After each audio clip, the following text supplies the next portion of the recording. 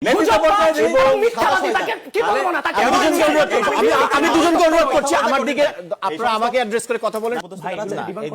অবশ্যই আপনি আসবেন, তাদের কিছু করার নেই।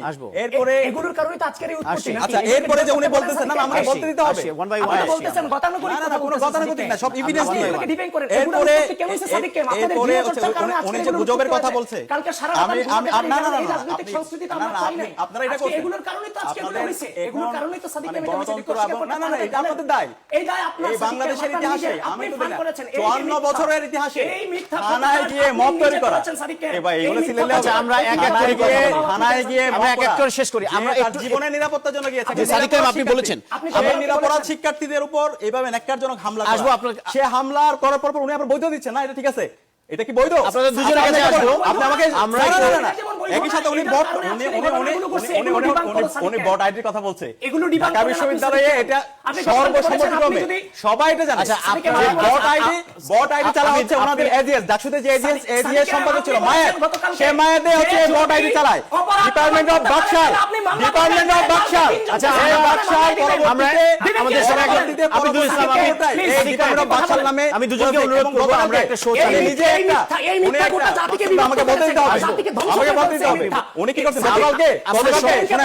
ভাই এই যে কথাই বলতে দিতে না, গতকালকে উনি কিভাবে গুজব ছড়াচ্ছে দেখেন। ওই থানায় গিয়ে একজন মোবাইল নিল, একজন সাংবাদিক ওনারা নাকি ধরছে। আচ্ছা ধরো সমস্যা নাই, যদি এটা ওনাদের অধিকার নাই, তারপর তার ডিভাইস চেক করা সেটা হচ্ছে আইন শৃঙ্খলা বাহিনীর। কিন্তু ওখানে আবিদ ভাইরা সে ডিভাইস চেক করলো, ছবি তুললো, একজনের দিল মোকাররম বিল্লাহ নামে একজন সাংবাদিক। আচ্ছা আপনি মোকাররম বিল্লাহ হলে সেই মোকাররম বিল্লাহ কিশোরগঞ্জের ভাই, কিশোরগঞ্জের আমরা এখন দুজনকে থামাতে চাই, দুজনকে থামাতে চাই।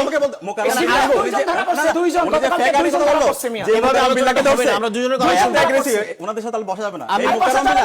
এই মোকাররম বিল্লাহ দেখেন, মোকাররম বিল্লাহ কিশোরগঞ্জ যে এমপি প্রার্থী ছিল তার পক্ষে সে ক্যাম্পেইনের পেজ সে চালায়।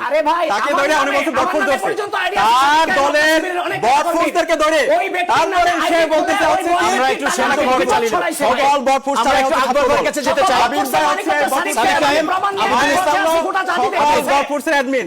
ভাই সিল্লায়া সিল্লায়া মার্কেট পাওয়া যায় না, সিল্লায়া মার্কেট আবিদুল পাওয়া যায় ইসলাম না। খান এবং আমি দুজনকে বিনয়ের সাথে অনুরোধ করছি, আমাদের সঙ্গে একজন অতিথি আছেন। সাদিক ভাই আপনি অনেক সময় নিয়েছেন। বাংলাদেশে যেভাবে নোংরামি ছড়িয়েছেন, ঘৃণা চর্চা করিয়েছেন, আবিদুল ইসলাম আবিদ, আমরা একটা টক শোতে আছি। ওনার মতো একজন না না সাদিক ভাই আপনি অনেক সময় নিয়েছেন, আপনাকে অনুরোধ করব না, আমাদের সঙ্গে আরেকজন অতিথি আছেন। বাংলাদেশের আমরা টকশোরে এগিয়ে নেই। এবার যেতে চাই জামাত ইসলামের যিনি হচ্ছেন আমির, তাকে বলছে সাদা শয়তান। আপনি অনেক সময় নিয়েছেন, আপনি বলবেন একটা দলের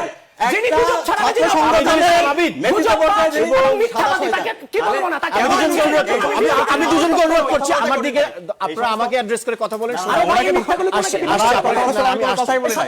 আমরা আকবর ভাইয়ের কাছে যেতে চাই। সিনিয়র সাংবাদিক আকবর হোসেন আমাদের সঙ্গে আছেন। আপনি নিশ্চয়ই শুনতে পাচ্ছেন রাজনীতির মাঠের উত্তাপ টেলিভিশন টক শো পর্যন্ত গড়াচ্ছে।